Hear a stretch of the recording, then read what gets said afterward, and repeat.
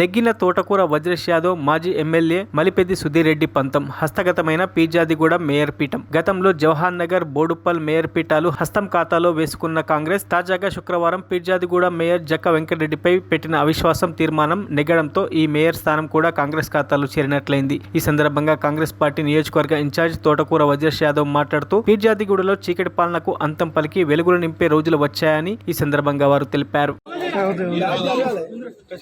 ప్రజాస్వామ్యాన్ని కాపాడటానికి 21 మంది కార్పొరేటర్లు ముక్త కంఠంతో ప్రస్తుతం ఉన్న మేరును అవిశ్వాసం ద్వారా ప్రత్యేకంగా అభివృద్ధి చేసుకోవాలని ఆలోచన మేరకు ఈనాడు మేరు నింపడం జరిగింది. వారు 4.5 సంవత్సరాలు చేసిన అవినీతిని ఎండగట్టేదాని కోసం రాబోయే కాలంలో అవన్నీ కూడా కక్కించేటువంటి ప్రయత్నం జరుగుతుంది.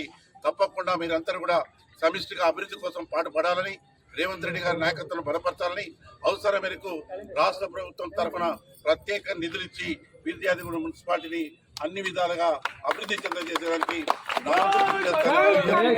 ప్రత్యేకంగా ఈ 25 రోజుల నుంచి అవస్థపడ్డటువంటి అందరికి కూడా ప్రత్యేక అభినందనలు తెలియజేస్తూ తెలియజేస్తున్నాం. మరిన్ని అప్డేట్స్ కోసం మా ఛానల్ ని సబ్స్క్రైబ్ చేయండి.